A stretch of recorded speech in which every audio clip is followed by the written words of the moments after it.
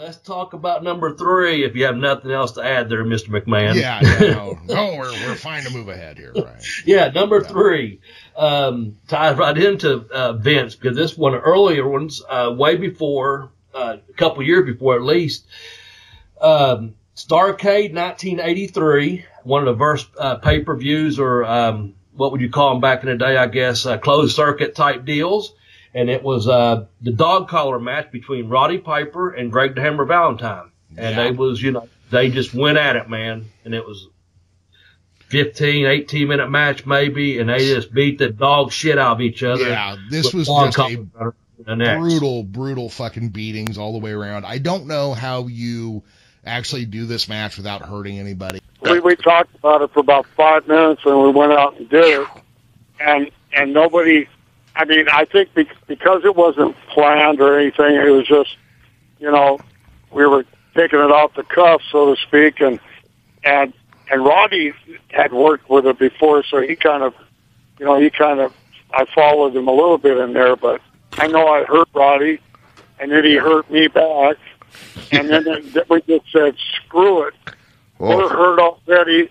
Let's just go out and steal the show from Flair and Harley Race, and we did. Yeah, and people to this day, I'd forgotten about that horrible match, the dog collar match, and people would never let me. I'm up in WWF, and they see me on the plane and go, "We've seen a lot of good matches, but holy Christ, that dog collar match!" So you're right. We went for it. It's on Roddy's video. It's on everybody's video, and when I watch it, I go, I can't believe that was me and him doing that. The one thing that I think that people don't realize that in the 5 minutes that we had to figure out was, that chain was 15-foot, like where you put logs on an 18-wheeler kind of chain, whatever you call that. And those two collars, 1.5 inches, and to come at each other right from the beginning gave too much chain.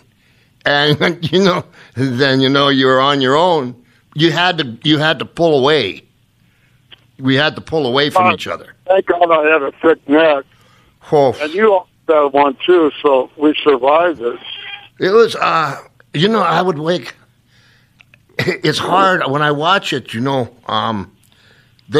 orders that we had was to go out and have the most brutal match possible, so people would come back and see it. I think I missed the last part of it because I was up, okay, buddy, let's go for it, but not 15 times in a row or whatever we did. I've taken the tape off the ear, you see, because I'm getting tired of Valentine having an even target, you see. What I've done is I got me a whole bunch of things. I got me Indians, I got me straps, I got me chairs, I got me chains, I got a whole bunch of people here in town like this. I got everything I need to do. The only thing I need to do now is get Valentine in the ring, and that's exactly what I'm going to do. You see, he won't fight for no single matches anymore, but you see, brother, it don't matter, because the promotion says you got to do it. You see, what the thing is James Dean ain't dead, brother. They just got him wrapped a little bit. And people who had never seen this match talked about it. That's a big fucking deal. Yeah. That means it has grown to a legend at that point. And, of course, when you hear the stories, or when I heard the stories when I was a kid, the place looked like a horror film by the time it was done. Yeah, it was pretty brutal, but it didn't live up to what I had been told. I didn't even see this match the last few years. You can find some grainy old copies of it on YouTube. Yeah. And I suggest that you do, because those of us who preferred the old school Southern wrestling style, this is the shit we miss today. Yeah. I don't miss people getting injured or anything, but I do miss the look and feel and the unexpected turn of holy shits that you would get during a match. Yeah. And that match has so many ups and downs in the match. I know afterwards, not necessarily shortly after, but several years later, you see these different shoot interviews and this and that. Piper, no giveaway. Piper goes over, but Greg the Hammer on one of the interviews talks about that they expected a bigger pop at the finish, but there were so many pops throughout the entire match that the finish was just another thing.